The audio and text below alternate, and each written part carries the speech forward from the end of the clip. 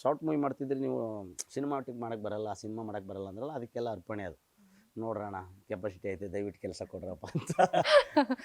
Sir, ಈಗ ಗಿಲ್ಲಿಯವ್ರದ್ದು ಒಂದು photo ತುಂಬಾ ವೈರಲ್ ಆಗ್ತಾ ಇತ್ತು, ಒಂದು ಯಾಕಂದ್ರೆ ಅವ್ರ ಮೇಲ್ಗಡೆ ಮಲಗಿರೋದು, ಅದು ಏನು, ಅದು ಯಾವ ಸಿಚುವೇಶನ್ ಅಲ್ಲಿ ತೆಗ್ದಿರುವಂತದ್ದು? ಸಿಚುವೇಶನ್ ಏನಿಲ್ಲ, ಲಗ್ಗೆರೆಯಲ್ಲಿ ಇದ್ದ, ಅಲ್ಲಿ ಬೈಕ್ ನಿಲ್ಸೋಕ್ಕೂ ಜಾಗ ಇರಲಿಲ್ಲ ಅವ್ನ ಮನೇಲಿ. ಮನೆ ಖಾಲಿ ಮಾಡ್ಬಿಟ್ಟ, ಕಾರ್ ತಗೊಂಬಿಟ್ಟ. ಕಾರ್ ತಗೊಂಡ್ಮೇಲೆ ಎಲ್ಲಿ ನಿಲ್ಲಿಸ್ತೀರಿ ಅಲ್ಲಿ? ಅವ್ನು ಫೋನ್ ಮಾಡ್ದೆ ನನಗೆ, ಅಲ್ಲ ಸರ್ ಈ ಥರ ನಾನು ಮನೆ ಖಾಲಿ ಮಾಡ್ತಾಯಿದ್ದೀನಿ ಸರ್, ಹಿಂಗಿದೆ, ಈಗ ನಾನು ಊರಿಗೆ ಹೋಗೋದ ಅಥವಾ ಬೆಂಗಳೂರಲ್ಲಿ ಇರೋದ, ಏನು ಮಾಡೋದು ಅಂತ ಗೊತ್ತಾಗ್ತಾ ಇಲ್ಲ ಸರ್ ಅಂತ. ಅವ್ನು ಗೊತ್ತಾಗ್ತಾ ಇಲ್ಲ ಅಂತ ಹೇಳಿದ್ರೆ ಇಲ್ಲಿ ಬರಬೇಕು ಅಂತ ಫಿಕ್ಸ್ ಆಗಿದ್ದಾರೆ ಅಂತ ಗೊತ್ತಾಗ್ಬಿಡ್ತು ನನಗೆ. ಕಳ್ಳ ಅಂತೇಳಿ ನೋಡಿ ಏನು ಯೋಚನೆ ಮಾಡ್ತೀರಾ ಮಾಡಿ ಅಂದೆ ನಾನು. ಕಟ್ ಮಾಡಿದ್ರೆ ಇಮಿಡಿಯೇಟ್ ಕಾರ್ ತಗೊಂಡ್ಬಿಟ್ಟ ಮನೆ ಹತ್ರನೇ. ಎಲ್ಲ ಸಾಮಾನು ಲಗ್ಗೆನ್ನೆಲ್ಲ ತುಂಬ್ಕೊಂಬಂದು ಆಲ್ರೆಡಿ ಮೇಲ್ಗಡೆ ಎಲ್ಲ ಶಿಫ್ಟ್ ಮಾಡಿಬಿಟ್ಟೆ ನಾನು ಬರೋಷ್ಟರಲ್ಲಿ. ಆವಾಗಲೇ ನಮ್ಮ ಅಪ್ಪ ಅವ್ರಿಗೆ ಆಕ್ಸಿಡೆಂಟ್ ಆಗಿತ್ತು, ಅವರು ಅಲ್ಲೇ ಇದ್ದರು. ಸರಿ ಆಯ್ತು ಅಂತ ಶಿಫ್ಟ್ ಮಾಡಿಬಿಟ್ರೆ ಓನರ್ಗೆಲ್ಲ ಸಿಕ್ಕಾಪಟ್ಟೆ ಇದಾಗ್ಬಿಟ್ರೆ, ಇವರಿಬ್ಬರು ಅಗ್ರಿಮೆಂಟ್ ಹಾಕೊಂಡು ಇರ್ತೀನಿ ಅಂತ ಬಂದವರು ಇವತ್ತು 8 ಜನ ಬಂದ್ಬಿಟ್ರಲ್ಲ, ಏನು ಮಾಡೋದು ಅಂತ.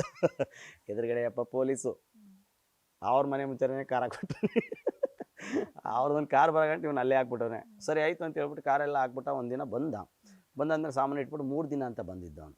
ಅದಾದಮೇಲೆ 1.5 ತಿಂಗಳು ನನ್ನ ರೂಮಲ್ಲೇ ಇತ್ತು ಸಾಮಾನು. 1.5 ತಿಂಗಳು ನನ್ನ ರೂಮ್ಗೆ ಬರ್ತಿದ್ದ, ನನ್ನ ರೂಮಲ್ಲೇ ಇರ್ತಿದ್ದ. ಅವಾಗ heavy busy Gilli, heavy busy. Car ತಗೊಂಡು ಪಬ್ಲಿಕ್ ಪ್ರೋಗ್ರಾಮ್ಗೆಲ್ಲ ಹೋಗೋವಂಥದ್ದು. ಯಾಕೆ ಕಾರ್ ತಗೊಂಡ ಅಂತ ಹೇಳಿದ್ರೆ, ಸುಮಾರು ಜನಕ್ಕೆ ಫೋನ್ ಮಾಡಿ ಕೇಳೋನು, ಇಲ್ಲ ಪ್ರೋಗ್ರಾಮ್ಗೆ ಹೋಗೋಣ ಬಾ ಬಾ ಬಾ ಅಂತ.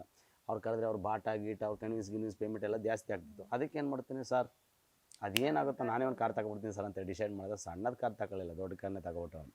ಹೀಗಾಗಿ ಅವ್ನು ದೊಡ್ಡದು ಕನಸು ಇರೋದು. ಹಂಗಾದ್ಮೇಲೆ ನೆಕ್ಸ್ಟು ಒಂದಿನ ಬಂದ ದಾವಣಗೆರೆಗೆ, ಎಲ್ಲಿಗೆ ಹೋಗಿ ಪ್ರೋಗ್ರಾಮ್ ಬಂದು ಅವ್ನ ಫ್ರೆಂಡ್ಸ್ ಎಲ್ಲ ಸೀದಾ ಬಂದರು. ನನ್ನ ರೂಮಲ್ಲೂ ಫ್ರೆಂಡ್ಸ್ ಇದ್ದರು. 3 ಜನ ಪ್ಲಸ್ 5 ಜನ ಎಷ್ಟಾಯಿತು? 8 ಜನ ಆಗೋದು. ಇಕ್ಲಿಗೆ ನಮ್ಮ ಅಪ್ಪ ಬೇರೆ ಆಗ್ಬಿಡ್ದು. ಏನು ಮಾಡೋದು ಅಂತ ಹೇಳ್ಬಿಟ್ಟು ಬಂದ. ಗಿಲ್ಲಿ ಹೋಗಿ ರೆಸ್ಟ್ ರೂಮ್ಗೆ ಹೋಗೋ ಅಂತ ಹುಡುಗರು ಎಲ್ಲೆಲ್ಲಿ ಜಾಗ ಇದೆ ಅಲ್ಲಿ ಮಲಗ್ಬಿಟ್ಟು, ಅವ್ನಿಗೆ ಸ್ಪೇಸ್ ಇಲ್ಲ ಮೇಡಮ್. ಸರ್ ಅಂತ ನಾನು ಮಲಗಿದ್ದೆ, ಎದುರಿಸ್ದ. ಸರ್ ಯಾವ್ದಾರು ಹಳೆ ಚಾಪ ಯಾವ್ದಾರು ಇದ್ದರೆ ಕೊಡಿ ಸರ್, ನಾನು ಹೊರಗಡೆ ಮಲಗ್ಬಿಡ್ತೀನಿ ಅಂತ ಹೇಳ್ದೆ. ಸೀದಾ ಹೊರಗಡೆ ಒಂದು 3 ಗಂಟೆ 3:30 ಏನೋ ಬಂದ. ಸೀದಾ ಹೋಗಿ ಹೊರಗಡೆ ಮಲಗಿದ್ದ. ನಾನು ಒಂದು 8 ಗಂಟೆ 9 ಗಂಟೆಗೆ ಎದ್ದೆ. ಅಷ್ಟೊತ್ತಿಗೆ ಎದ್ದು ಹೋಗಿ ನೋಡ್ತೀನಿ ಮೇಡಮ್, ಫುಲ್ಲು ಬಿಸಿಲು. ಏನು ಹಿಂಗೆ ಮಲಗಿದ್ರೆ ಪಾಪ ಫುಲ್ ಎಲ್ಲ ಬೇವ್ದ್ಕೊಬಿಟ್ಟಿದ್ದ, ಇಲ್ಲೆಲ್ಲ ಬೇವರೆಲ್ಲ. ಸೊ ಹೆಂಗೆ ಮಲ್ಬಿಟ್ಟಾನಲ್ಲ, ನಾನು ಎದ್ದಿಸಿ ಒಳಗಡೆ ಮಲ್ಕೊಳ್ಳೋಣ ಅಂದರೆ ಅವ್ನು ಎದ್ದುಬಿಟ್ರೆ ಮತ್ತೆ ಮಲಗಲ್ಲ.